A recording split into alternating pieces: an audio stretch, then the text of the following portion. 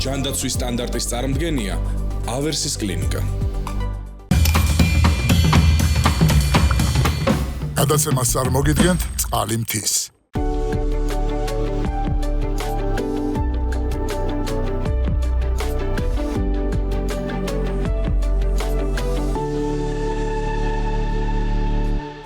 მოგესალმებით. ჯანდაცვის სტანდარტის გუნდი ვიწყებთ კვირის მთავარ გადაცემას BMG-ზე ნინი ლონგურაშვილთან და ამირან გამყრელიძესთან ერთად. მოგესალმებით. ალერგიის მსოფლიო დღესთან დაკავშირებით, რომელიც წელს 8 ივლისს აღინიშნება, გადავწყვიტეთ გადაცემა დაუთმოთ ალერგიას 21 საუკუნეში და ვისაუბროთ პრობლემაზე, რომელიც უკვე აღარ არის მხოლოდ ინდივიდუალური ჯანმრთელობის საკითხი და თანამედროვე საზოგადოებრივი ჯანმრთელობის ერთ-ერთ უმთავრეს გლობალურ გამოწვევად იქცა. ბოლო ათწლეულების განმავლობაში ალერგიული დაავადებების გავრცელება მთელ მსოფლიოში საგრძნობლად გაიზარდა. თანამედროვე მეცნიერებამ კი ამავე პერიოდში უზარმაზარი პროგრესი განიცადა როგორც დიაგნოსტიკის, ისე მკურნალობის მიმართულებით. დღეს დეტალურად ვისაუბრებთ თუ რატომ გახდა ალერგია 21 საუკუნის ერთ-ერთი ყველაზე სწრაფად მზარდი დაავადება, რა სიახლეები არის თანამედროვე ალერგოლოგიაში და როგორ შეიცვალა მკურნალობის შესაძლებლობები. ვიდრე სტუმრებს მოვიწვევთ ჯანდაცვის სტანდარტის სტუდიაში, გთავაზობთ სიუჟეტს, სადაც მოისმენთ თუ როგორ ებრძვის თანამედროვე მსოფლიო ალერგიას, განსაკუთრებით მაშინ, როცა სეზონურად სხვადასხვა ალერგიის ცირკულირება აქტიურდება და დღევანდელ რეალობაში. ამას ემატება ისიც, რომ ალერგიული რეაქციების გავრცელების მაჩვენებელი ურბანიზაციის და ეკოლოგიური ცვლილებების გამო ყოველწლიურად საგრძნობლად იზრდება. მიუხედავად ამისა, გლობალური მედიცინა ამ მზარდ გამოწვევას ინოვაციური ტექნოლოგიებით და სიღრმისეული მეცნიერული კვლევებით ეფექტიანად პასუხობს. ბუნების გაღვიძებასთან ერთად გაზაფხულის სეზონზე ალერგიული დაავადებები განსაკუთრებულ სიმწვავეს იწვევს. ჯანდაცვის მსოფლიო ორგანიზაციის უახლესი მონაცემების მიხედვით, ამ პერიოდში ძირითადად ხის, ბალახისა და სარეველა მცენარეების მტვრით გამოწვეული სეზონური ალერგიული რინიტი ცირკულირებს. გლობალური დათბობისა და კლიმატური ცვლილებების ფონზე მცენარეთა ყვავილობის სეზონი მნიშვნელოვნად გახანგრძლივდა. აღნიშნული ტენდენცია მსოფლიოს მასშტაბით მილიონობით ადამიანის ჯანმრთელობის მდგომარეობაზე უარყოფითად ისახება. ამ მზარდი სამედიცინო საჭიროებების ფონზე გლობალურად ალერგიის საწინააღმდეგო მედიკამენტების ბაზარიც სტაბილურად იზრდება. ბაზრის მოცულობამ ბოლო პერიოდში დაახლოებით 24.5 მილიარდი დოლარი შეადგინა. მომდევნო 10 წლებში ყოველწლიური ზრდის ტემპის შენარჩუნებით 45 მილიარდ დოლარამდე გაფართოებაა მოსაოდნელი. გლობალური მედიცინა ამ გამოწვევების საპასუხოდ უპრეცედენტო პროგრესს განიცდის. ტრადიციული სიმპტომური მკურნალობის პარალელურად თანამედროვე მეცნიერება ალერგენ სპეციფიკური იმუნოთერაპიის განვითარებაზე აქტიურად მუშაობს. ბოლო წლების განმავლობაში ბიოლოგიური თერაპიისა და მონოკლონური ანტისხეულების გამოყენებამ სამედიცინო პრაქტიკაში ნამდვილი რევოლუცია მოახდინა. ახალი თაობის პრეპარატები დამიზნებითი მოქმედებების წყალობით ადამიანის ორგანიზმის იმუნურ პასუხს ეფექტიანად არეგულირებენ. ფარმაცევტულ ბაზარზე რამდენიმე წამყვანი კორპორაცია საუკეთესო თანამედროვე გადაწყვეტებსა და ინოვაციურ მედიკამენტებს ქმნის. ამ მიმართულებით მსოფლიო ტოპ 5 ცნობილი საერთაშორისო კომპანიები აკომპლექტებენ. ფრანგული გიგანტი სანოფი თავის პარტნიორ რეგენერონთან ერთად რევოლუციური ბიოლოგიური პრეპარატის დუპიქსენტის წარმოებით ლიდერის პოზიციას მყარად ინარჩუნებს. აღნიშნული მედიკამენტის სპეციფიკური ცილების, ინტერლეიკინების, ბლოკირებით ატოპიური დერმატიტისა და მძიმე ასთმის მკურნალობაში გარდამტეხ როლს ასრულებს. შვეიცარიული ნოვარტისი რთული ალერგიული ფორმების მართვაში მაღალ ტექნოლოგიური მიდგომებით გამოირჩევა. კომპანიის მიერ შექმნილი მონოკლონური ანტისხეული ქსოლაი, რომელიც თავისუფალ ანტისხეულებს უჯრედებთან დაკავშირებამდე ეფექტიანად ბოჭავს, მძიმე ასთმისა და ქრონიკული ჭინჭრის სიების დროს პაციენტების მდგომარეობას საგრძნობლად აუმჯობესებს. ფარმაცევტული კომპანია სტალერგენის გრირი პერსონალიზებული მედიცინის პრინციპებზე დაფუძნებულ ექსტრაქტებსა და იმუნოთერაპიულ საშუალებებს აწარმოებს. ორგანიზაცია თითოეული პაციენტის ინდივიდუალურ საჭიროებებზე ზუსტად მორგებულ ალერგენულ ფორმულებს ქმნის და ამით მკურნალობის ეფექტიანობას მაქსიმალურად ზრდის. ბრიტანული GlaxoSmith სასუნთქი გზების ქრონიკული დაავადებების სამართავად უახლესი თაობის ინჰალატორებსა და ბიოლოგიურ პრეპარატ ნუკალას ავითარებს. კომპანია ეოზინოფილიური ასთმის მართვისას, ანთებითი პროცესების შემცირებასა და ცხოვრების ხარისხის გაუმჯობესებას წარმატებით უზრუნველყოფს. თანამედროვე სამყაროში ალერგიული რეაქციების გავრცელების მაჩვენებელი ურბანიზაციისა და ეკოლოგიური ცვლილებების გამო ყოველწლიურად საგრძნობლად იზრდება. მიუხედავად ამისა, გლობალური მედიცინა შეუძლებელა ამზარდ გამოწვევას ინოვაციური ტექნოლოგიებითა და სიღრმისეული მეცნიერული კვლევებით ეფექტიანად პასუხობს. დღეისათვის სამედიცინო სფერო მხოლოდ სიმპტომების დროებით შემსუბუქებაზე კი არა, არამედ დაავადების გამომწვევი იმუნური მექანიზმების ფუნდამენტურ მოდიფიკაციაზე ფოკუსირდება. ბიოტექნოლოგიების სწრაფი განვითარება და პერსონალიზებული თერაპიის დანერგვა პაციენტებისთვის ცხოვრების ხარისხის რადიკალურ გაუმჯობესებასა და ალერგიისგან გათავისუფლების რეალურ იმედს ყოველდღიურად იძლევა. 21 საუკუნის ერთ-ერთ მთავარ გამოწვევაზე სასაუბროთ დღეს ჯანდაცვის სტანდარტის სტუდიას ეწვევიან მაია გოთუას სამედიცინო ცენტრის დამფუძნებელი, ასევე ბიძინა კულუმბეკოვე, ალერგოლოგი, იმუნოლოგი და გოთუას სამედიცინო ცენტრის კლინიკური დირექტორი და მაია რუხაძე, ექიმი, ალერგოლოგი, იმუნოლოგი იქნება ჯანდაცვის სტანდარტში. 21 საუკუნე მეცნიერებისა და ტექნოლოგიების უპრეცედენტო განვითარების ეპოქაა. მიუხედავად მედიცინაში მიღწეული შთამბეჭდავი პროგრესისა, კაცობრიობა კვლავაც მრავალი ახალი და რთული გამოწვევების წინაშე დგას. ერთ-ერთი ყველაზე მნიშვნელოვანი გამოწვევა სწორედ ალერგიული დაავადებებია, რომელთა გავრცელება მსოფლიოს პრაქტიკულად ყველა რეგიონში სწრაფად იზრდება. ალერგია წარმოადგენს იმუნური სისტემის გადაჭარბებულ და არაადეკვატურ პასუხს ისეთ გარემო ფაქტორებზე, რომლებიც ჯანმრთელი ადამიანისთვის სრულიად უვნებელია. ასეთ ალერგენებს მიეკუთვნება მცენარეთა ყვავილის მტვერი, ოთახის მტვრის ტკიპები, ცხოველების ეპითელიუმი, საკვები, პროდუქტები, მედიკამენტები, მწერების ნაკბენი და მრავალი სხვა. კლინიკური გამოვლენებები მრავალფეროვანია. ცემინება, სურდო, ცრემლდენა, თვალის ქავილი, თვალების ქავილი, კანის გამონაყარი, ატოპიური დერმატიტი, ჭინჭრის ციება, ბრონქული ასთმა, ხოლო მძიმე შემთხვევებში ვითარდება ანაფილაქსია, სიცოცხლისთვის საშიში ალერგიული რეაქცია, რომელიც დაუყოვნებლივ სამედიცინო ჩარევას საჭიროებს. დღეს ალერგიული დაავადებები მსოფლიო მოსახლეობის დაახლოებით 30-40%-ს აღინიშნება.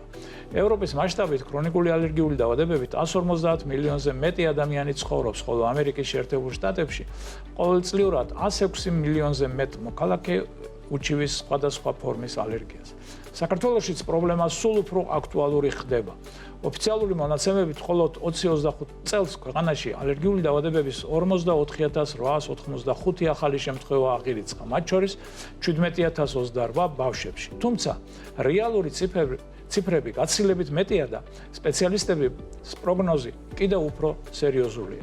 არსებული ტენდენციის შენარჩუნების შემთხვევაში უახლოეს ათწლეულებში დედამიწის მოსახლეობის ნახევარზე მეტს ცხოვრების რომელიმე ეტაპზე ალერგიის ერთი ან რამოდენიმე ფორმა განუვითარდება.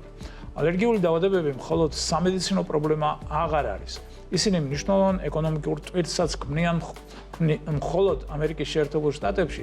საკვებისმიერი ალერგიის ეკონომიკური ზარალი წელიწადში $370 მილიარდ აღემატება, ხოლო ალერგიული რინიტის პირდაპირი ხარჯები მილიარდობით დოლარს აღწევს. პაციენტებს უწევთ მუდმივი სამედიცინო მეთვალყურეობა, მედიკამენტების მიღების სპეციალური კვების რეჟიმის დაცვა, რაც მნიშვნელოვნად ზრდის როგორც ოჯახების, ისე სახელმწიფოების ფინანსურ დანახარჯებს.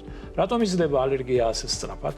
მეცნიერები რამოდენიმე მნიშვნელოვან ფაქტორს გამოყოფენ. ეს არის ურბანიზაცია, გარემოს დაბინძურება, კლიმატის ცვლილება, მცენარეების ყვავილობის სეზონის გახანგრძლივება, თანამედროვე კვების თავისებურებები, ნაწლავის მიკრობიომის ცვლილება, ეგრეთ წოდებული ჰიგიენური ჰიპოთეზა და გენეტიკური წინასწარ-განწყობა. თუ ერთ მშობელს აქვს ალერგია, ბავშვის დაავადების განვითარების რისკი 30-40%-ია, ხოლო ორივე მშობლის შემთხვევაში 60-80%-ს აღწევს. თუმცა თანამედროვე ალერგოლოგია დღეს უკვე სრულიად სხვა ეტაპზეა.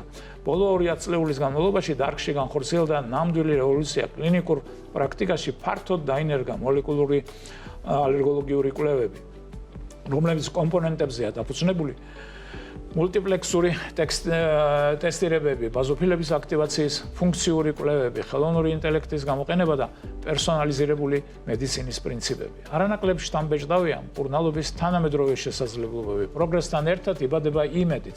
21 საუკუნემ ალერგოლოგიაში რევოლუციური სამეცნიერო მიღწევები მოიტანა. თუ გასულ საუკუნეში დიაგნოსტიკა და მკურნალობა მხოლოდ სიმპტომების ზედაპირულ მართვასა და ძირითად კლინიკურ ტესტებს ეფუძნებოდა, დღეს მედიცინა მოლეკულურ, პრეციზიულ, ანუ ზუსტ და ხელოვნური ინტელექტის მეთოდებზე გადავიდა და ახალი თაობის ინჰალაციური და ადგილობრივი მედიკამენტები უკვე ათასობით პაციენტს აძლევს საშუალებას დაავადება ეფექტურად აკონტროლოს და სრულფასოვანი ცხოვრება გააგრძელოს. არსებობს უამრავი ავადმყოფობა, ჯანმრთელობა კი ერთადერთია. შნიცლერი.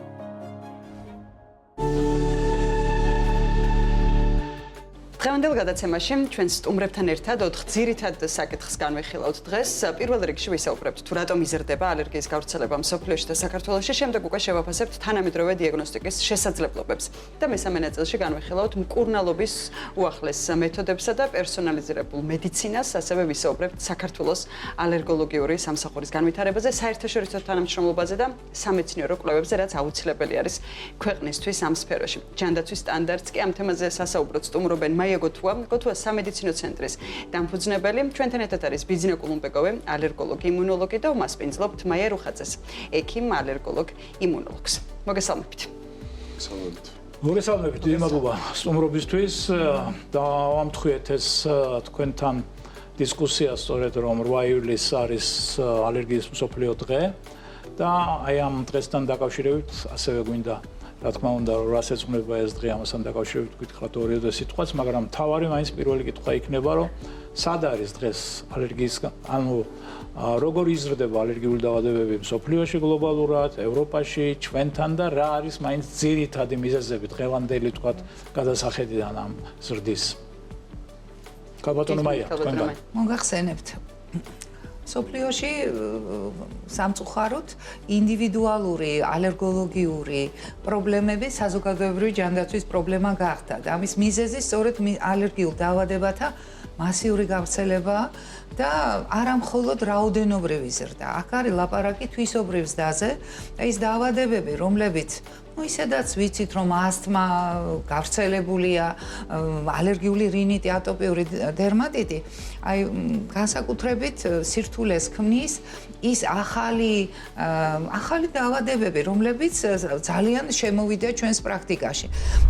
მაია გოთუას სამედიცინო ცენტრის დამფუძნებელი და გენერალური დირექტორი, ალერგოლოგი, იმუნოლოგი. მაია გოთუამ თბილისის სახელმწიფო სამედიცინო ინსტიტუტის არჩინებით დაამთავრა, რის შემდეგაც ალერგოლოგიის მიმართულებით კლინიკური ორდინატურა და ასპირანტურა გაიარა. 1987 წელს დაიცვა საკანდიდატო, 98 წელს სადოქტორო დისერტაცია, რომელიც სასუნთქი გზების ალერგიული დაავადებების იმუნოგენეტიკურ კვლევებსა და მათ კლინიკურ მართვას ეძღვნებოდა. 1999 წელს დაარსა და იმუნოლოგიის ცენტრი, რომელიც მისი ხელმძღვანელობით ჩამოყალიბდა საქართველოში ალერგოლოგიის და კლინიკური იმუნოლოგიის ერთ-ერთ წამყვან ცენტრად. ცენტრი აქტიურად თანამშრომლობს საერთაშორისო სამეცნიერო ორგანიზაციებთან, მათ შორის GA2-თან, ბერლინის შარიტეს უნივერსიტეტთან და ევროპის სხვა წამყვან კვლევით ცენტრებთან. მაია გოთუა არის 200-ზე მეტი სამეცნიერო პუბლიკაციის და საერთაშორისო სახელმძღვანელოების ავტორი, არაერთი ეროვნული და საერთაშორისო სამეცნიერო პროექტის ხელმძღვანელი და მონაწილე.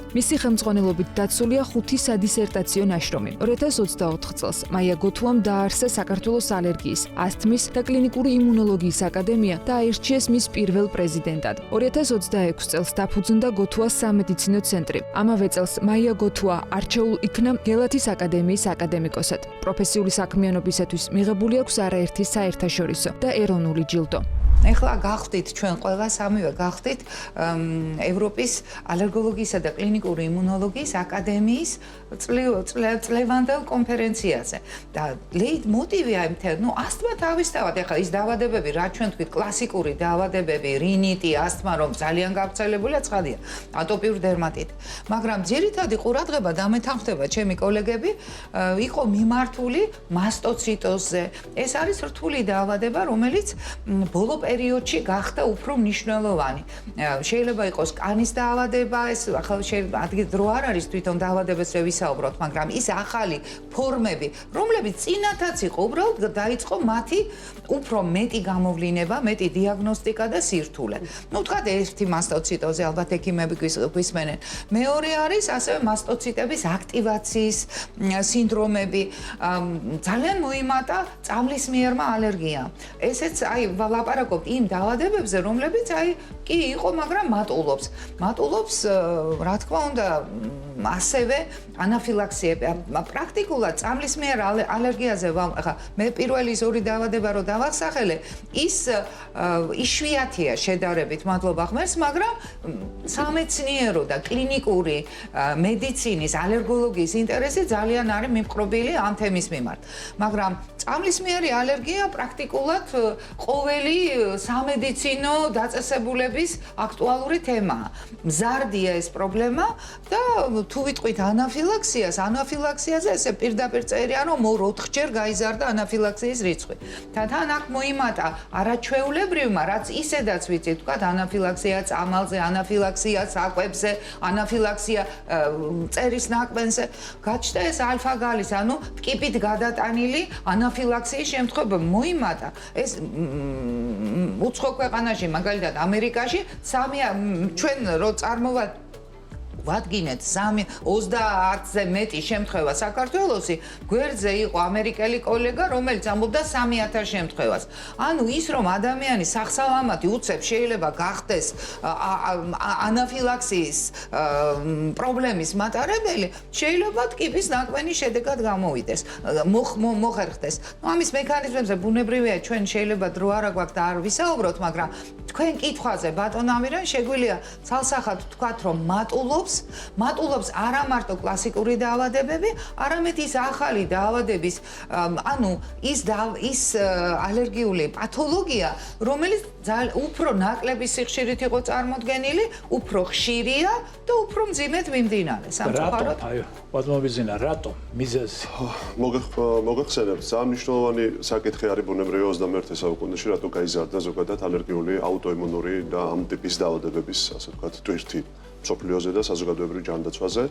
აქ ცალსახა პასუხი ბუნებრივი არ არსებობს, რომ ერთი ჰიპოთეზა მუშაობს და მხოლოდ ერთმა ფაქტორმა განაპირობა ალერგიული დაავადებების, შეიძლება ასე ითქვას, არითმეტიკული თუ გნებავთ პროგრესული გეომეტრიული ზრდით მათი ზრდა. ბიძინა კულუმბეგოვი, გოთუას სამედიცინო ცენტრის კლინიკური დირექტორი, ალერგოლოგ-იმუნოლოგი. ბიძინა კულუმბეგოვმა თბილისის სახელმწიფო სამედიცინო უნივერსიტეტის პედიატრიის ფაკულტეტი დაამთავრა, რის შემდეგაც გაიარა ზოგადი პედიატრიის და ალერგოლოგია-იმუნოლოგიის რეზიდენტურა. არის მედიცინის დოქტორი და კავკასიის საერთაშორისო უნივერსიტეტის ასოცირებული პროფესორი. 2009 წლიდან მუშაობს ალერგიის და იმუნოლოგიის ცენტრში. ამჟამად გოთუას სამედიცინო ცენტრში, სადაც 2024 წლიდან კლინიკური დირექტორის პოზიციას იკავებს. ბიძინა კულუმბეგოვი აქტიურად მონაწილეობს ეროვნულ და საერთაშორისო სამეცნიერო საქმიანობაში. არის ევროპის ალერგიის და კლინიკური იმუნოლოგიის აკადემიის და ამერიკის ალერგიის, ასთმისა და იმუნოლოგიის აკადემიის წევრი. ასევე არაერთი ეროვნული საბჭოს და კომიტეტის, მათ შორის იმუნიზაციის უსაფრთხოების ექსპერტთა ეროვნული კომიტეტის წევრი. 2024 წლიდან არის საქართველოს ალერგიის, ასთმის და კლინიკური იმუნოლოგიის აკადემიის ვიცე-პრეზიდენტი. არის მრავალი საერთაშორისო და ადგილობრივი სამეცნიერო პუბლიკაციის ავტორი და თანაავტორი. დღეისის პროგნოზით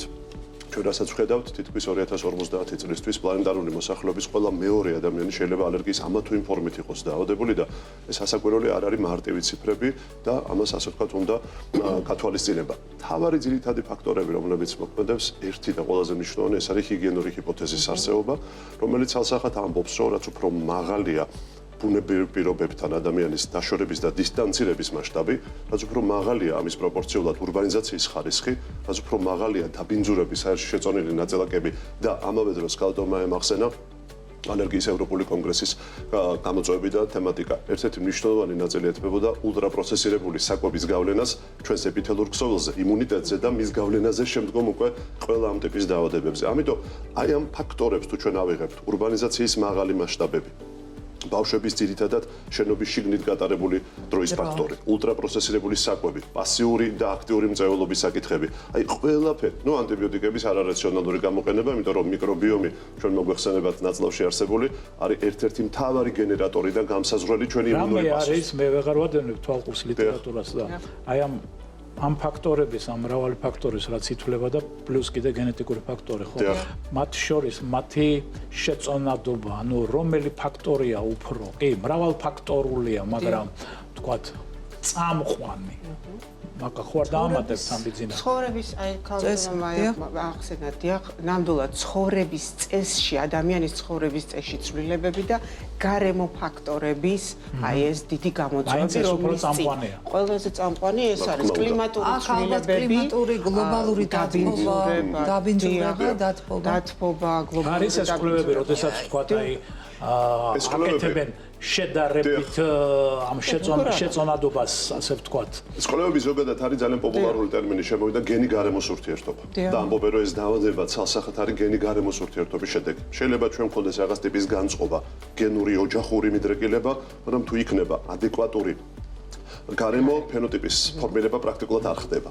მაგრამ ბევრი გენებია უკვე იდენტიფიცირებული, იმიტომ რომ გენომურმა თანამედროვე კვლევებმა და შემდგომი გენერაციის ექვენერებებმა მისცა ამის საშუალებას, რომ დღეს მასიურად კეთდება ამ პაციენტების სკრინინგი, გამოყოფა, აშელა ტიპირებები, რომლებიც უფრო რისკის მატარებელია. აი მაგალითისთვის ვიტყვი, 17 Q ასეთი აშელას ტიპირების ფორმა არსებობს. თუ ასეთი ტიპის მატარებელი ოჯახია, მათ სახლში პირობითად ადრეული ასაკიდან ძაღლის არსებობა ასთმისთვის დამცველობითი ფაქტორი აღმოჩნდა. მაშინ როდესაც კატის არსებობა პირიქით, ანუ გენი გარემოს ურთიერთობას ძალიან ბევრი გენური ფაქტორი გამოყვეს, სადაც თუ პასიური მწვერვალობა იქნება, ყველა საერთაშორისო მასშტაბის კვლევები აზიაშიც, ევროპაშიც, ამერიკაშიც 10 ჯერ გაიზრდება ამ ბავშვს ასთმის განვითარების რისკი, მაგრამ თუ არ იმოქმედებს როგორც პასიური მწვერვალობა ფაქტორი, მისი გენების მიუხედავად, ისეთ იქნება გავრცელება, როგორც ამ გენის არამატარებელ პოპულაციაში. ამიტომ ჩვენს დაავადებებში და განსაკუთრებით ასთმაში გენი გარემოს აქვს გადამწყვეტი მნიშვნელობა და ეს კვლევები ძალიან ბევრი გენერირდება და მოდის და მოდის. შეიძლება ითქვას ათასობით პუბლიკაცია წლის განმავლობაში, რომელიც ამაზე ხაზგასმას აკეთებს. ერთი აღნიშნოთ და მე მგონი კოლეგები დამეთანხმებიან, რომ ძალიან პოპულარული გახდა აი ეს ჩვენ რაც ბრძანეთ ბარიერული ფუნქციის თეორია, რომელიც შემოიტანა ჩეზმი აქტისმა და ამაზე ძალიან მნიშვნელოვანია, იმიტომ რომ ეს ასთმის მკურნალობა ის პირველადი ალარმინები, ანუ ის პირველადი ბარიერის გავლა ძალიან მნიშვნელოვანია. ამიტომ რაც არ უნდა გენი ქონდეს, რაც არ უნდა გარემო, ეს მაინც დამცავი იქნება, თუ ეს ბარიერი არ დაირღვა. რა თქმა უნდა, ეს ყველაფერი კომპლექსურად მოქმედებს, მაგრამ პრაქტიკულად ჩვენ 21 საუკუნეში ამ ბარიერების გარღვევის პერიოდში ვართ. ეს იქნება ეპითელური ბარიერი, ეს იქნება სუნთქვის კუჭნაწლავის აუტოიმუნური დაავადებები. ამიტომ ეს გარემო ყველანაირად რაღაცით იწყება და ეხლა ახალ მოხსენება გვაქვს და აი ატოპიური დერმატიტის მოდელი ესე განიხილება. ბარიერული ფუნქციის დარღვევა, გენები და იმუნური დისბალანსი პლუს მიკრობიოტა. ამიტომ ყველაფერი ერთად არის და აი ამ სისტემაში ალბათ მთავარი აი თქვენ რაც ბრძანეთ ძალიან მნიშვნელოვანია ამ ინტეგრაციაში ყველას მართლაც აი წონადობის მაგრამ ალბათ ინდივიდუალურია ყველა ადამიანის ცხოვრებაში და ეს ინდივიდუალური მიდგომაც მე ალბათ ტარგეტულ მკურნალობას განაპირობებს. ალბათ იმ ატოპიურმა მარშმა, რაც ვიცოდით ისტორიულად, რომელიც იწყებოდა ატოპიური დერმატიტით, კვებითი ალერგია და რესპირაცია, აი ეს სწორხაზოვნება დაკარგა. სწორედ რაღაცა უკვე სხვადასხვა. სტატისტიკურად როგორ არის გავრცელების მაჩვენებელი ბავშვთა და მოზრდილთა პოპულაციებში? სტატისტიკურად ატოპიური დერმატიტი ბავშვები ერთ-ერთი მოწყვლადი, რა თქმა უნდა, ბავშვებში უფრო მაღალია გავრცელება. მაია რუხაძე, საქართველოს ალერგიის, ასთმის და კლინიკური იმუნოლოგიის აკადემიის პრეზიდენტი, ალერგოლოგი, იმუნოლოგი. მაია რუხაძემ თბილისის სახელმწიფო სამედიცინო უნივერსიტეტის სამკურნალო ფაკულტეტი წარჩინებით დაამთავრა, რის შემდეგაც სწავლა ალერგოლოგიის და იმუნოლოგიის მიმართულებით ასპირანტურაში განაგრძო. 2004 წელს პროფესორ მაია გოთუას ხელმძღვანელობით წარმატებით დაიცვა სადისერტაციო ნაშრომი ბრონქული ასთმის სოციალურ-ეკონომიკური თავისებურებების შესახებ საქართველოში. 1999 წლიდან მუშაობს ალერგიის და იმუნოლოგიის ცენტრში, ამჟამად გოთუას სამედიცინო ცენტრში. 2018 წლიდან არის უნივერსიტეტ გეომედის მედიცინის ფაკულტეტის პროფესორი. მაია რუხაძე აქტიურად მონაწილეობს ეროვნულ და საერთაშორისო სამეცნიერო პროექტებში. არის მრავალი საერთაშორისო კლინიკური გაიდლაინის, კონსენსუს დოკუმენტის და სამეცნიერო ნაშრომის თანაავტორი. 2004 წლიდან არის ევროპის ალერგიის და კლინიკური იმუნოლოგიის აკადემიის აქტიური წევრი და მრავალი წლის განმავლობაში იკავებდა აკადემიის სხვადასხვა არჩევის თანამდებობას. დატოვებას. ასევე არის ევროპის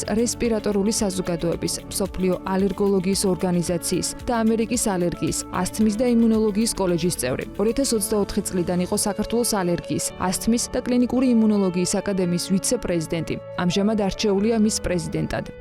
ატოპიური დერმატიტის არის 15-20%-ია მსოფლიოში, ასევე ასთმა არის დაახლოებით 10%-ია გავრცელებული, კვებითი ალერგიებიც ზოგიერთ ევროპულ განვითარებულ ქვეყნებში 8%-ს აღწევს, ასევე მოზრდილებშიც, რა თქმა უნდა, ალერგიული რინიტი 30%-ზე, 30-40%-ია. ქვეყანაში არის ყველაზე წამყვანი ცენტრი. ქვეყანაში კი არა, რეგიონშიც და მომართვიანობა ბავშვების მეტია თუ მოზრდილების? 50-50-ზე ალბათ. მაგრამ ბავშვებსულება, სამწუხაროდ ძალიან გახშირდა ასაკოვანი ადამიანების მომართვაც. ანუ ყველას ესე ეგონა, რომ თუ ბავშვობაში ან ახალგაზრდობაში არა გაქვს, მერე დაცული ხარ ალერგიისგან. ნუ ახლა მეორე მხარეა, რომ წამლებსაც ბევრს ღებულობ. განსაკუთრებით ახლა ის ჩვენ ერთ-ერთი პრობლემა არის ქიმიურ პრეპარატებზე, მედიკამენტური, როდესაც მრავალი ციკლი ხდება მკურნალობის, ბიოლოგიურ პრეპარატების პრობლემებით მოსული ადამიანები და ჩვეულებრივი კლასიკური. ასე რომ 50-50-ზე სამწუხაროდ ბავშვები არის იმ მშობლების, რომლებიც ძალიან ალერგიულები იყვნენ და ეს ბავშვები უკვე ძალიან ალერგიულები არიან. კარგი, დიდი მადლობა. რა სიახლეები გვაქვს 21 საუკუნეში დიაგნოსტიკის თვალსაზრისით? განსხვავებით ვთქვათ, წინა საუკუნის ბოლო 20-30 წლეულისგან, როცა უკვე ჩვენ აქტიურად ვიყავით საექიმო საქმიანობაში, ვთქვათ. რა არის 21 საუკუნეში ახლა დღეს დიაგნოსტიკის თვალსაზრისით? თავარი მოლეკულური. მთელი თემა არის დიაგნოსტიკის მოლეკულური დიაგნოსტიკა და ეს არის მართლაც საოცარი პროგრესი. იმიტომ რომ დღევანდელ დღეს რომ შენ ასე ვთქვათ თუნდაც ერთადერთი დაავადების სახეცვლილების და ადამიანის გამოჯამრთელების ალერგოლოგიური პაციენტებისთვის ეს არის სპეციფიკური იმუნოთერაპია. მაგრამ სპეციფიკური იმუნოთერაპია რომ ეფექტურად წარმართო, შენ უნდა იცოდე არა მხოლოდ ის რომ ადამიანი ალერგიულია რომელიღაც ალერგენზე, ეს იქნება მტვერი, ეს იქნება კატა, ეს იქნება ძაღლი თუ რომელიმე მცენარე. თავარი ეფექტურობა განისაზღვრება მეიჯერ, ანუ მთავარი და მეორეული ალერგენების ერთმანეთისაგან გამიჯვნით. ის იმუნოთერაპია. ანუ ამის საშუალება არის. არის, როგორ არა.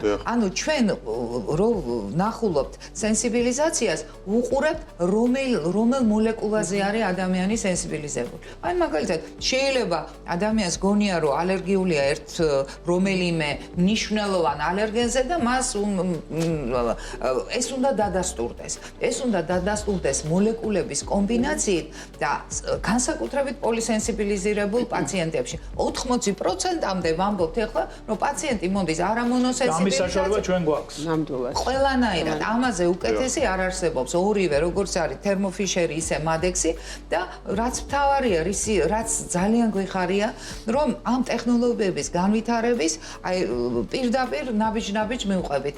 ეხლა მადექსმა ჩვენ გახდით, როგორც თქვით, ყველა ერთად ვიყავით კონგრესზე ევროპის აკადემიის და იქაც გამოდის ახალი ალერგენები, როგორც თერმოფიშერის და ყველაფერს ვამატებთ და მეორე ეს არის მადექსი, რომელმაც უახლეს მონაკვეთში სამჯერ ინოვაცია გააკეთა და ეხლა თუ აქამდე ალექსორს ვაკეთებდით, ეს არის ის კომპლექსი 300 ალერგენის მოლეკულა, 300 მოლეკულა ალერგენებისა, ეხლა ვაკეთებთ ალექს 3-ს, რომელიც პრაქტიკულად სხვა ქვეყნებში ბევრთან არ არის დანერგილი. ეხლა პერსონალიზირებული, ასე ვთქვათ, მიდგომა ალერგოლოგიაში ჩვენ საკმაოდ დღეს განვითარებული გვაქვს. შეიძლება თავად ვთქვათ, რომ ევროპის არც ერთ ქვეყანას არ ჩამოგჭებთ. ნამდვილად იმ სტანდარტებით. მკურნალობის ნაწილშიც რამე განსხვავება არის, მაგალითად ეხლა უკვე თანამედროვე მიდგომებით და ჩარევებით და რამდენად მართვადი გახდა მათ შორის დაავადებაც, ხო? სხვადასხვა ეს ალერგია, რაც შეიძლება რომ სხვადასხვა მიმართულებით და პირობებში იყოს გამოწვეული. მკურნალობაში ძალიან ბევრი რამეა. რას ვიტყვი? ვინ დაიწყო? ან პრევენცია, ახლა ჩვენც პრევენციაზე ხშირად ვსაუბრობთ, ხო? ძალიან მნიშვნელოვანია და პრევენცია რამდენად არის ამ შემთხვევაში მაგალითად ადამიანი, რომელსაც არასდროს ქონია ალერგიული ფონი არაფერზე და აი პრევენციისთვის ჩაიტაროს რაიმე მკურნალობა ან დიაგნოსტიკა მათ შორის. უფრო დიაგნოსტიკა. რას მოერიდოს, როგორ მოერიდოს, რომ იცოდეს წინასწარ პრევენციას. შეიძლება ესეც მნიშვნელოვანია. ჩვენ კვლევებით, ჩვენ ნინო ლომიცის დისერტაციაში იყო, რომ თვით ადამიანები, ვინც ამბობენ, რომ ალერგიულნი არიან, კვებით პროდუქტებზე გაცილებით მეც ამბობენ, ვიდრე რეალურად ეს არის.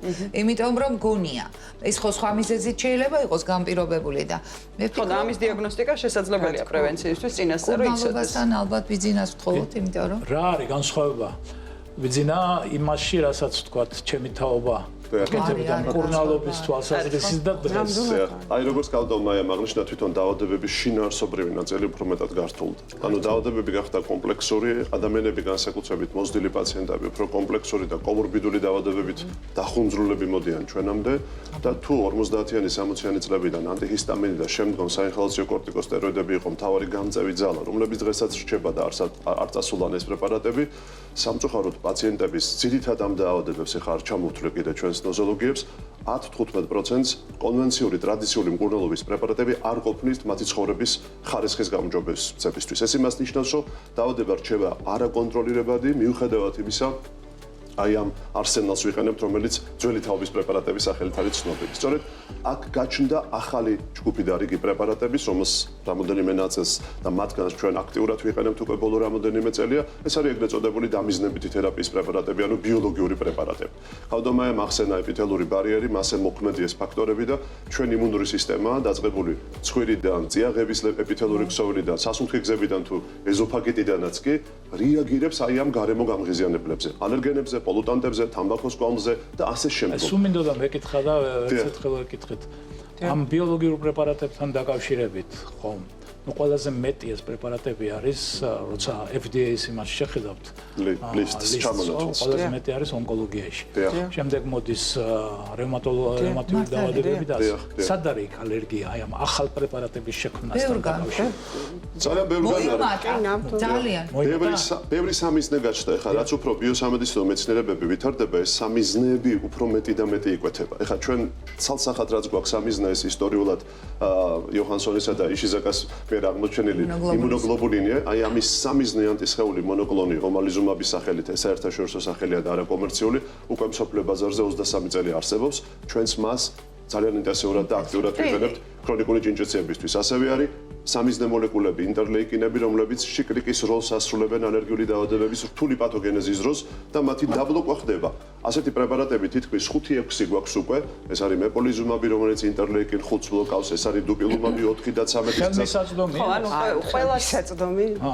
ფარმაკოლოგიური კომპანიები, რომლებიც აი არც მიუწვდომელია ესე რომ ვთქვათ, არც მიუწვდომელია. ყველასთვის ყოველდღიურ პრაქტიკაში მაინც დღეს უფრო მეტად გამოწერადინ, მაგრამ არის ანტიჰისტამინური პრეპარატები, ჩვენს რეალობაში ალბათ ტრადიციული პრეპარატები, კორტიკოსტეროიდები და ასე შემდეგ, ხო? ალბათ, იმიტომ რომ პირველად ჯანდაცვის რგოლში ასევე შესაბამისად როდესაც არის რამდენს დაუნიშნავ ბიოლოგიურს და რამდენს დაუნიშნავ ალბათ პრაქტიკულად ჭირდება, მაგრამ ამ შემთხვევაში ალბათ ჩვენ რომ გქონდეს ალერგიული დაავადებების რეესტრი, ალბათ რომ გქონდეს შესაძლებლობა რომ განსაზღვროთ თუ რა კატეგორია სჭირდება და ზუსტად ხდებოდეს ამის აღრიცხვა, ეს ალბათ შემდგომში. ანუ დღეს ალბათ ნამდვილად დრო არ რეგისტრი, და ამ შემთხვევაში, როდესაც ვსაუბრობთ ჩვენ რომ თქვათ იგივე ბიოლოგიურებზე, ხო? ჩვენ თქვენ სწორად აღნიშნეთ ბატონო ამირანი, იმიტომ რომ სიმპტომური მართვა ხდებოდა. ხო, ადრე ალერგიული დაავადებების, რომ ყოფილიყო სიმპტომური მართვით კონტროლირებული. სწორედ დღევანდელი დღის გამოწვევა არის, რომ ბიოლოგიური მექანიზმების შესწავლა და ბიოლოგიური მართვა, რასაც იძლევა სწორედ აი სამივეს გეკითხებით ამ კითხვას. რაც ნინიმ დასვა უფრო რადგან მე ყოფილი სპეციალისტი ვარ რა, რომ ისეთი ნახტომი ბიოლოგიური პრეპარატები არის, როგორც კორტიკოსტეროიდები იყო თავის დროზე. ალბათ არის. მე ესე მგონია. ან ანტიჰისტამინური პრეპარატები თავის დროზე. ან ადრენალინი მე-20 საუკუნის დასაწყისში. ეს არის მთავარი, რასაც ეფუძნება ყველაფერი რა? დიახ. ჩვენ თუ შევხედავთ ახლა ბიოლოგიური პრეპარატების შეიძლება ნამდვილად ითქვას, იმიტომ რომ ეს ნამდვილად პაციენტები მაგათაც თუ არის მძიმე ასთმაზე ჩატარებული კვლევები, სადაც თქვა ბენრალიზუმაბი შემოიტანეს, ან მეპოლიზუმაბი, ეს არის ინტერლეიკონი 5-ის, ანუ ეოზინოფილის თავარი დათრგუნველი ბიოლოგიური პრეპარატი, რაც ვერ გააკეთას საინხილოსო კორტიკოსტეროიდმა და სჭირდება პაციენტს, იმიტომ რომ მძიმე დაზიანებით მიმდინარე და ხშირად გამწვევადი ასთმა აქვს. ამ პაციენტების ძირითადი რეალურ ცხოვრებაში ჩატარებული კვლევებით და პრეკლინიკური და კლინიკური კვლევებით ჩანს, რომ თითქმის 70% ძიმიათის მქონე პაციენტები ჰორმონის გარეშე აგრძელებენ ცხოვრებას. ოღონ ამ პრეპარატის ძალიან დიდი ნაბიჯია. ამიტომ ეს პრეპარატები რასაკვირველი არის ერთ-ერთი გადატრიალება და მთავარი აქცენტიც კეთდება დღეს ბიოსამედიცინო მეცნიერებაში ამ ახალ სამიზნეებზე და ძველი სამიზნეების და ხელმისაწვდომობის მნიშვნელოვან გაუმჯობესებაზე. ვიტყვი რომ აი რა არის გენიალური. აი გენიალური ჩემი აზრით ეხლა მეპოლიზუმაბი, რატო მეპოლიზუმაბი, არასწორად ვიტყვი, ტეზეპელუმაბი, რატო ტეზეპელუმაბი? ტეზეპელუმაბი გამოიყენება ნებისმიერი ასთმის დროს. ჩვენ არ გქონდა საშუალება მარტო IG mediated ეხლა რა ვთქვით მეპოლიზუმაბი, ბენრალიზუმაბი ჯინაში არის? არის ზუსტად ჯინაში არის და რაც მთავარია, რაც ასიხარულოა, ხა თქვენ რო თქვით ხელმისაწვდომობა. კლინიკურ კვლევებს ვაკეთებთ, რომელშიც მართალი ტეზეპელუმაბი გვაქვს. ანუ კი ვერ იყიდის პაციენტი, მაგრამ ტეზეპელუმაბი კლინიკურ კვლევაში გვაქვს, ასთმაში, COPD-ში. ამიტომ საქართველოში ეს კლინიკური კვლევების, ასე ვთქვათ, გამოყენება პაციენტის სამკურნალო ძალიან კარგია. ამ შემთხვევაში ზუსტად ის მოლეკულაა, რომელიც პრინციპში ყველას უდგება, იმიტომ რომ ნეიტროფილურ ასთმისთვის არაფერი არ ქონდა, ობესიტის დროს არ ქონდა. თუმცა ეს, მაგრამ ისინიც ძალიან კარგია და კიდე რა არის მთავარი, რაც ჩვენ ვისწავლეთ. გემოგაუკეთ ბიოლოგიურებს. ჩვენ გვეგონა რომ ბიოლოგიურები ისე არ გჭირდება, გჭირდება. ბოლო კითხვა, რომ აი ყოველივე ამის რაზეც ვისაუბრეთ, თქო, სიახლეები, დიაგნოსტიკაში, მკურნალობაში, სად არის ალერგია და ასე და ასე შემდეგ. სადავართ ჩვენ დასავლეთისგან განსხვავებით. ანუ ჩვენი სტანდარტი დღეს დიაგნოსტიკის და მკურნალობის როგორ თუ შევადარებთ, თქვათ, შედარებითობის რით განსხვავდება. ახლა იყავით ყველაზე დიდ კონგრესზე, ევროპის ალერგიის კონგრესზე, ხო? აკადემიის კონგრესზე. სადავართ ჩვენ? სად ჩანს აქ საქართველო? ერთ-ერთი ასეთი კითხვა. მეორე ამ კითხვაში არის, როგორ მზადდება დღეს ალერგიის კადრი და როგორია სისტემა ჩვენთან დღეს ორგანიზებული და ძირითადი რა სამეცნიერო კვლევები. და რა თქმა უნდა, ის სიახლე განსაკუთრებული რაც გვაქვს, ახალი ცენტრი რა უპირატესობებს მოგცემს იმ მასთან შედარებით, რაც თქვათ, ქონდა ქვეყანას. ეს ახლა დიდი სიმდიდრეა რაც გაჩნდა განცი, ხო? აბა, საიდან დავიწყოთ ხალხთუმარი. კლინიკურიდან, სამეცნიეროდან თუ რომელი თქვა? სულ ერთი.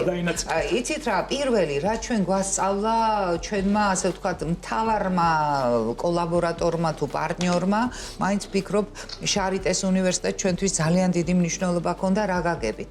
როდესაც ჩვენ აკრედიტაცია გავიარეთ, ჩვენ მივხვდით რა არის სტანდარტი, რასაც ეხლა ვაგზავნა. რა არის? რომ კლინიკური, აი თქვა, ინსტიტუციას აუცილებლად უნდა ჰქონდეს საერთაშორისო სტანდარტი, რასაც ვასრულებთ, ეს იქნება დიაგნოსტიკის, მკურნალობის თითეული დაავადების მხრივ. მეორე რაც არის აუცილებელი და ანუ ჩვენ ვაკეთებთ იმას, რასაც ბერლინში აკეთებს შარიტე. რასაც აკეთებენ ბერლინში, რასაც აკეთებენ ლონდონში, რასაც დიაგნოსტიკის მკურნალობის დიაგნოსტიკის მკურნალობაში ჩვენ შეზღუდულები ვართ ინგაგებით რომ ბიოლოგიური წამლები, თუმცა არის ხალხი, რომელსაც ჩვენ თავარი ცოდნაა. თუ ცოდნაა და ეუბნები რომ ეს წამალი იშოვე, ის ადამიანი საკუთარი ფულით შოულობს. მაგრამ ხელმისაწვდომობა ეს პრობლემაა და უნდა ვაღიაროთ, რომ ქვეყანა იზრდება უფრო და შესაბამისად ეს სტანდარტები ადამიანების ხელმისაწვდომობის ბუნებრივია უნდა გაუმჯობესდეს. როგორ მზადდება კადრი? ახალი. კადრამდე ორ ფრაზას ვიტყვი. გარდა კლინიკისა, საჭიროა რომ კლინიკურმა კვლევამ მაღალი სტანდარტით უნდა აწარმოოს კლინიკური ტრაილები, ანუ კლინიკური გამოკვლევები და მესამე აუცილებლად უნდა იყოს სამეცნიერო. თუ ამ სამს არ აკმაყოფილებს, ის დაწესებულება არ არის მოწოდების სიმაღლეზე. ნუ დანარჩენით უგნებოდ გააგრძელეთ და უნდა გავაგრძელებ, რომ კადრი როგორ მზადდება, რომ ასწავლით თითოეული თქვენთაგანი, ხო? აი როგორ მზადდება კადრი? მაქსიმალურად, ну, რა ვიცი, ალბათ მაიახე მძღვანელი ხომ ამ იმის, რა ქვია, რეზიდენტურის ჩვენ რეზიდენტურამ მოგცა ძალიან კარგი კადრი. იმიტომ რომ ძირითადად როდესაც რეზიდენტურაში მოდის, რა თქმა უნდა, პირველ რიგში ვარჩევთ. იმიტომ რომ მნიშვნელოვანი არის ის მონდომება, ენის ცოდნა, არაერთი და ეხლა ყავს ახალგაზრდები, რომლებმაც არაერთი ენა იციან და ეს ძალიან კარგია. და მეორე, თანამედროვე სტუდენტს თუ რეზიდენტს რამდენი წლიანია ალერგიაში? 3. ანუ ერთი არის ზოგადი და მეორე ორი პედიატრიას და მოსდევს. არა, ცალ-ცალ. ეხლა გაერთიანებული. ადრე არისო, ეხლა ერთიანია. წინ თერაპიას გადიან, წინ გადიან აუცილებლად. პირველ თერაპია, პულმონოლოგია, ის დარგებია და ბევრი სხვა. მოთხოვნა არის გადიან კლინიკაში. აუცილებლად დადიან კლინიკაში. თუ მათ არ ნახეს პაციენტი, ვერ ისწავლიან ვერაფერს. თეორიული ცოდნა არ არის საკმარისი. ჰოსპიტალურ ყოფებსნახულობენ?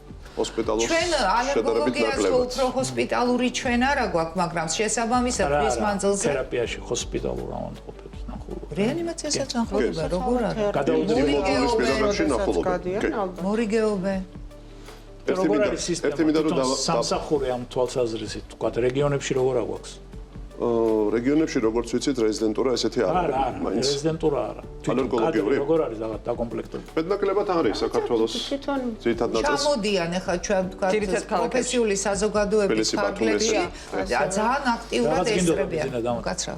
მე მინდოდა ერთადერთი მეთქვა უბრალოდ, რომ ჩვენ როცა ვსაუბრობთ სად ვიმყოფებით, აი ჩვენ ერთხელ ძალიან ცნობილმა ჩვენმა მეგობარმა ადამიანმა ასეთ კონგრესზე ვიყავით უცხოელია და ის იმ საზოგადოების პრეზიდენტია და ვკითხა როგორ მოგწონთ ეს კონგრესიო და ჩვენ ვთქვით აი რაღაცა დიდი არაფერი განსხვავებული წელს არ იყო და მან თქვა რომ ეს ძალიან მნიშვნელოვანია.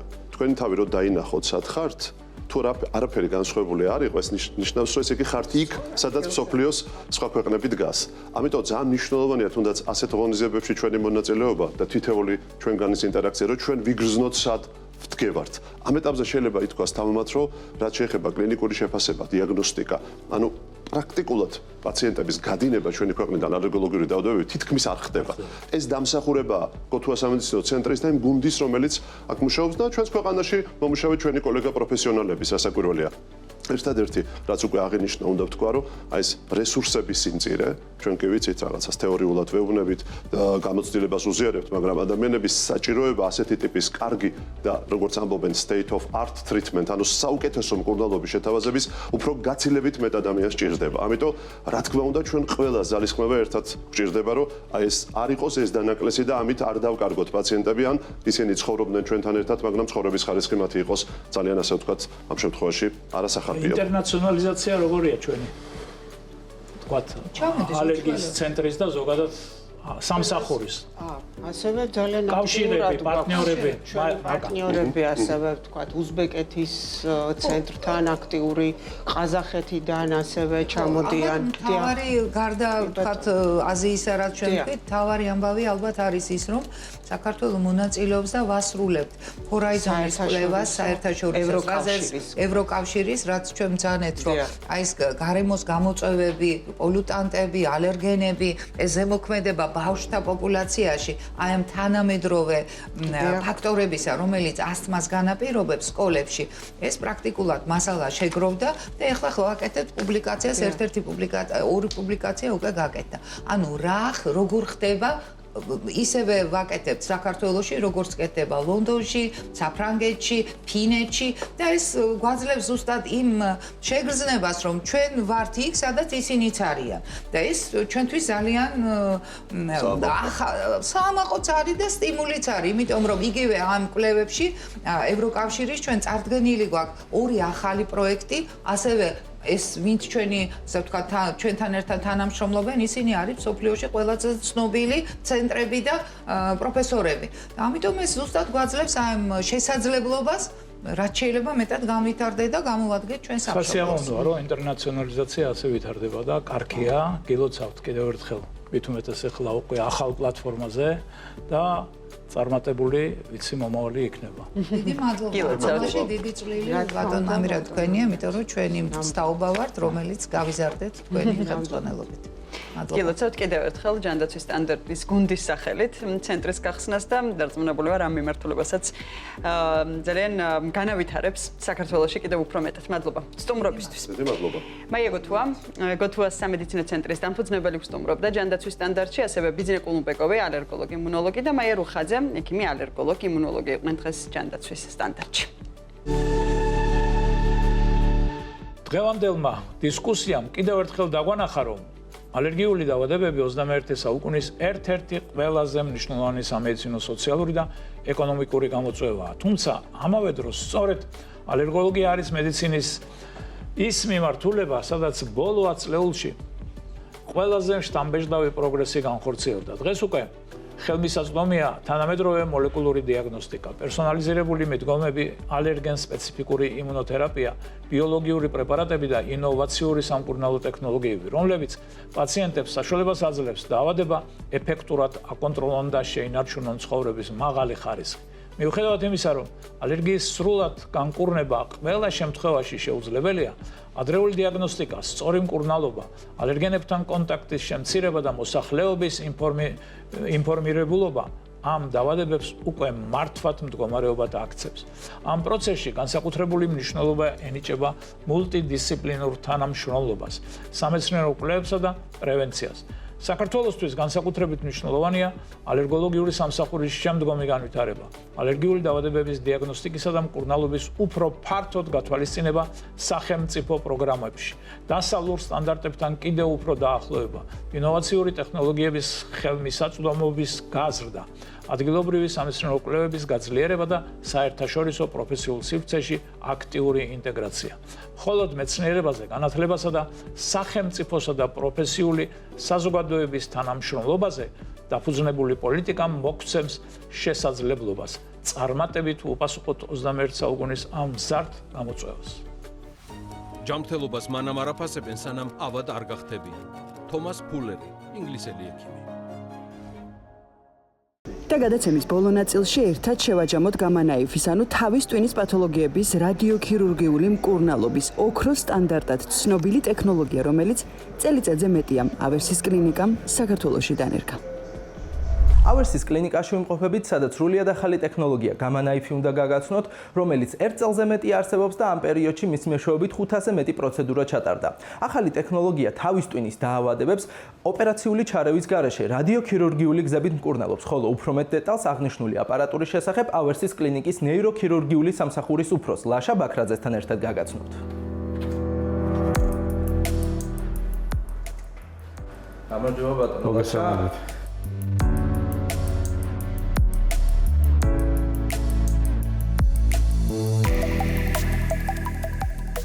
გამანაიფი არის რადიოქირურგიული აპარატი, რომელიც გამოიყენება თავის ტვინის დაავადებებისთვის და რეალურად ეს აპარატი ანაცვლებს თავის ტვინის ღია ქირურგიას, ანუ ჭრილობის და ტრეპანაციის გარეშე აკეთებს იგივეს, რაც თქვათ, სჭირდებოდა ადრე ოპერაციები. აპარატი არის სუბოლო მოდელის, სუბოლო თაობის აპარატი არის, ყველაზე ძვირად ღირებული ტექნოლოგია და ამასთან მე მინდა აღნიშნო, რომ ეს არის ყველაზე ძველი ტექნოლოგია, რომელიც არსებობს, ანუ უკვე ნახევარ საუკუნეზე მეტი არის, რაც დაინერგა ეს აპარატი, ან გამანაიფის მუშაობის პრინციპი, რომელიც რადიკალურად განსხვავებულია სხვა ანალოგიური ტიპის აპარატებისგან, ანუ ყველა სხვა აპარატი დაფუძნებული ერთი სხივზე, რომელმაც უნდა გაიაროს ტვინის ჯანსაღი ქსოვილი, დაეჯახოს თქვა ჩვენ სამიზნეს, ნუ ავიღოთ ამ შემთხვევაში თქვა სიმსივნე, მე გადის თავის ტვინის გარეთ ექსტრაკრანიალურად ორგანოებში.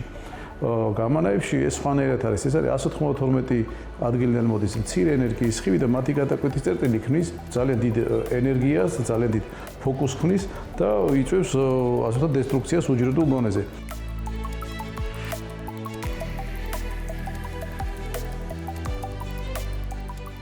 განსხვავებს კიდე რადიკალურად სწორედ ეს ფიქსაციის სისტემა თავის, რომელიც ძალიან მარტივია, თავზე ხდება ფიქსირება თქვათ ამ ჩარჩოში, რაც იძლევა საშუალებას, რომ თავი იყოს გაუმძლეველი და ყველაზე ზუსტი აპარატი არის. აქ სიზუსტე არის 0.12 მმ და ასევე გამოიყენება პოლიმერული ნიღაბი, რომელიც უკვე ინდივიდუალურად კეთება პაციენტებისთვის და ერგება სახეზე. ეს უკვე სხვა შემთხვევებში, როდესაც საჭიროებს თქვათ ერთის მაგალითად 3 ან თქვათ მეტ მკურნალობას.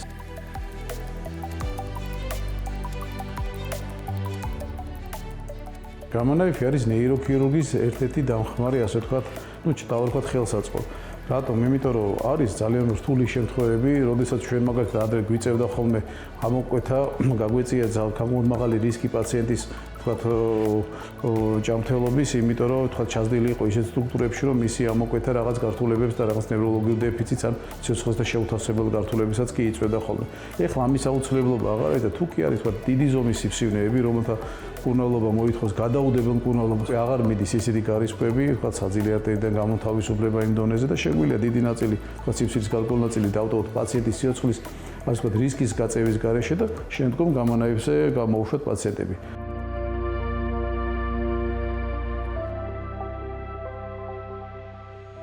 ეხლა გამანაების საშუალებით ესეთი პაციენტები საერთოდ აღარ საჭიროებენ ოპერაციას.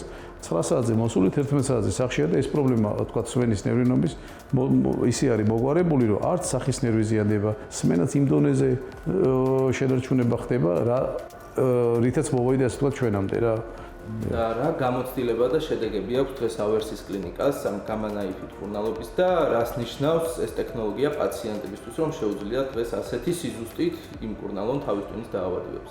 ბატონო, ესე იგი, პირველი მინდა დავიწყო, რომ 2007 წელს მქონდა პირველი შეხება, რა თქმა უნდა, ეს იყო დაახლოებით 4 თაობით წინა მოდელთან, გამანაიფთან და მაშინ ეს წარმომედგინა როგორც რაღაც ოცნების სფერო და ვერც წარმოვიდგინეთ, რომ საქართველოს შეიძლება და ეს ყოფილიყო და მით უმეტეს მე მქონდა ბედნიერება მე მუშაობ ამ აპარატზე და ყოველთვის როდესაც ჩავდიოდი ვთქვათ იმ უცხოეთში იმ კლინიკაში სადაც მუშაობდი აი რაღაც როგორ ყოველი ჩემი ჩასვლა გაუცებას და მე იმას იწევდა იმიტომ რომ ნახულობდი ვთქვათ ამ შემთხვევების ვთქვათ ამ кейსებს რამდენად დადებითი იყო ეს ყველაფერი თუმცა ეს ბოლო მოდელი ჩვენი უკვე რომელიც თითქმის 2 წელი ხდება მალე რაც შევიძინეთ და 500-ზე მეტ პაციენტს ჩაუტარდა უკვე მკურნალობა საბედნიეროდ ჩვენი სტატისტიკური მონაცემები არის იდენტური ისეთივე როგორც ამერიკის, ვთქვათ, იაპონიის, სადაც ესენი არის წამყვანი სამედიცინო ქვეყნები. და ბოლოს რომ შევაჯამოთ, გამანაიფის მთავარი ღირებულება რა არის, თქვენთვის როგორც ექიმებისთვის და ასევე პაციენტებისთვის.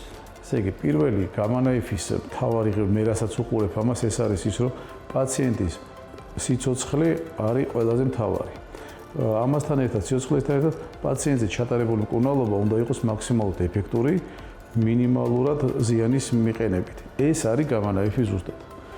ჩვენ შეგვიძლია ნეიროქირურგი თავის ტვინის, ასე ვთქვათ, პათოლოგიების და დაავადებების უდიდესი ნაწილი უმკურნალოდ გამანაიფით. თუ პრობლემა აქვს სიტყვაზე პაციენტს იცოდეს, რომ არსებობს მისი დამხმარე გამანაიფი, რომელიც არ არის ოპერაცია, რომელიც არ არის განაკვეთი, რომელიც არ არის მტკივნეული. და საჭიროებს მხოლოდ რამოდენიმე საათი თქვა კლინიკაში ყოფნას. ეს არის 2-3 საათი რეალურად კლინიკაში ყოფნა.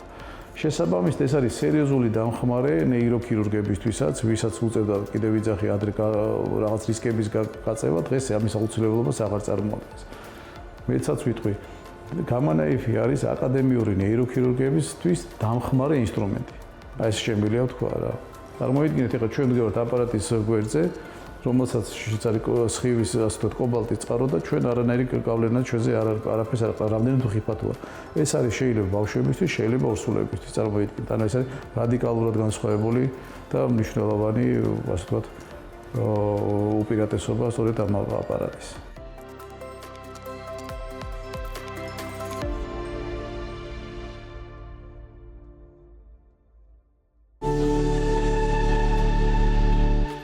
დღევანდელი გადაცემა დასრულებულია. გმადლობთ, რომ გვიყურებთ და შევხვდებით ზუსტად ერთ კვირაში. შეხვედრის ადგილი უცვლელია. BMG ქვეყნის და რეგიონის მთავარი ბიზნეს მედია. ჯანდაცვის სტანდარტის წარმომადგენია ავერსის კლინიკა. გადაცემას არ მოგიდგენთ წყალი მთის.